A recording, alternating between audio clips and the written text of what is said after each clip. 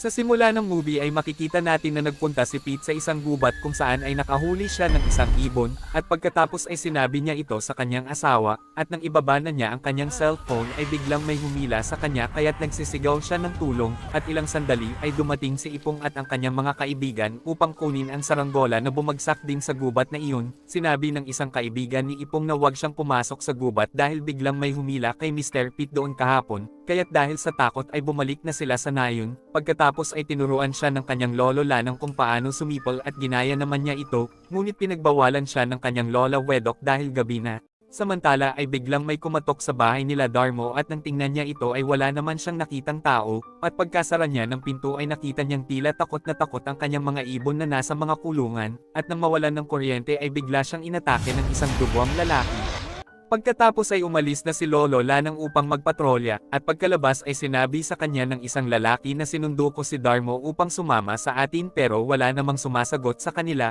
at pagpasok ko ay nakita ko na nakahandusay pala siya sa sahig, at kinaumagahan ay inannounce na sa nayon na namatay na si Darmo. Samantala habang pinapakain ni Wiwik si Pete ay bigla itong bumagsak sa higaan at nanginig. Kinagabihan ng magising si Ipong ay nakarinig siya na tila may nahulog sa loob ng kanilang bahay, at nang tingnan ay nakita niya ang kanyang lolo Lanang, at sinabi niya dito na bakit niyo po pinakawalan ang mga ibon, ngunit tahimik lang itong pumunta sa banyo, at nang tingnan niya ito sa banyo ay wala namang tao doon. Pagkatapos ay bigla itong lumitaw sa kanyang likuran at sinabing tulungan mo ang lola mo, at pagpunta niya sa kwarto ay pinalagay ng kanyang lola ang mga damit sa aparador, at pagbalik ay biglang may humawak sa kanyang isang paa, at pagsilip ay sinabi ni Lola Wedok na hindi ako iyon, at pagpunta niya sa ilalim ay nakita niya ang mga paa ng matandang nanggagaya sa kanyang lola at tinatawag siya nito, at paglingon bigla niyang nakita ang tila multo niyang lola at bigla siyang nagising.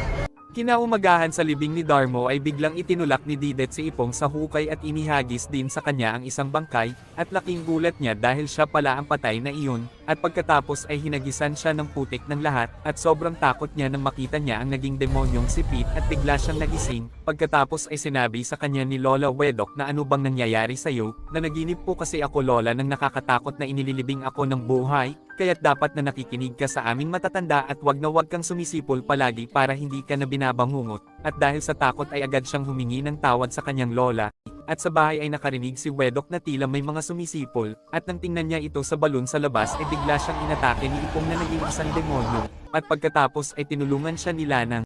Samantala ay nagmeditate si Manto at pumasok siya sa kabilang mundo upang hanapin si Pete, at sinabi niya dito na bakit mo ba minumulto ang mga taga-nayon, at sinabi ni Pete na dahil kailangan kong makakuha ng isang kapalit upang makatakas na ako dito, binabalaan kita kung ganito ang plano mo upang makatakas ka ay hindi ka na talaga makakaalis dito, at bigla siyang sinugod ni Pete, at sa labas ay sinabi ni Manto kay Lanang na si Ganda ang may kagagawan nito, at si Pete ang nakapagbukas ulit ng portal, at binigyan siya ng kondisyon ni Ganda na pag hindi siya nakahanap ng kapalit sa loob ng 40 araw ay mawawala na siya, at siya din ang kumuha kay Darmo. Ngunit namatay naman si Darmo bago pa man mangyari ang kanilang palitan. Samantala ay pinuntahan ni Wiwik si Turto, at sinabi ni Turto sa kanya na hindi pa ba bumabalik ang asawa mo, hindi pa at may 6 na araw na lang ang natitira, ano pa ba ang dapat kong gawin, kailangan mong ipainom ang isang potion sa isang tao na ipapalit sa kanya. Samantala sa eskwelahan ay sinabi ni Collis na ano ang nangyari sa bibig mo Ipong, at laking takot ni Ipong nang makita niya na biglang tumulo ang mga dugo sa kanyang bibig, at nakita din niya na naging isang demonyo ang kanyang teacher,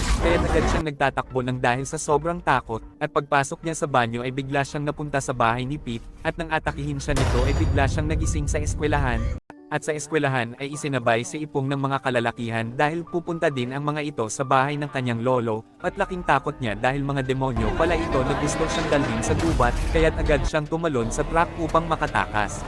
Samantala nang tanggalin ni Wiwik ang nakasampay na bedsheet ay wala naman siyang nakitang tao dito. At pagkatapos ay sinabi niya na inumin mo ito Ipong nang agad kang gumaling sa sakit mo, at pagkainom ay biglang nahilo at napunta na naman si Ipong sa bahay ni Pete, at agad na nagpunta sila ng kila Pete at sinabi niya dito na ano ang ginawa mo kay Ipong, ngunit pinalayas siya ni Wiwi, at pagkatapos ay narinig ni Lanang na tinatawag siya ni Ipong at humihingi ito ng tulong sa kanya, kaya't agad niyang hinanap ito sa labas. Nagpunta si Lanang kay Manto at binigyan siya nito ng isang punyal at sinabing makakatulong ito sa'yo, samantala kila Pete ay sinabi ni Lanang kay Ipong na sumunod ka sa akin, ngunit bigla siyang itinakas ng tunay na Lanang, at sa daan ay sinalubong sila ng naging demonyong si Pete, at nakita na lang ni Ipong na nasa loob na siya ng gubat, at hinahanap siya ni Lanang doon, at nang atakihin ni Pete si Ipong ay biglang sinaksak ni Lanang ito ng kanyang punyal, at nang tatakbo na silang maglolo ay nahawakan ni Pete ang paa ni Lanang, at isinigaw niya na tumakas ka na ako, pagkatapos ay pinaligiran si Ipong ng lahat ng mga namatay,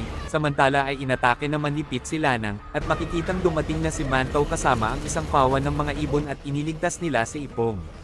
Makaraan ng ilang araw ay makikita natin na masaya na si Wiwik dahil gumaling na ang kanyang asawa na si Pete, samantala ay malalaman natin na hindi pala nakabalik sila nung gabing iyon, at naramdaman ni Wiwik na parang may nakatingin sa kanya, at makikitang biglang nagtatakbo si Pete dahil nakita niya ang ulo ni Wiwik sa loob ng kulungan ng ibon, at si Manto pala ang may kagagawan nito, at sa huli ay nakabalik na ulit si Lanang, ibig sabihin na si Manto ang nakapagpabalik sa kanya bilang kapalit ni Pete.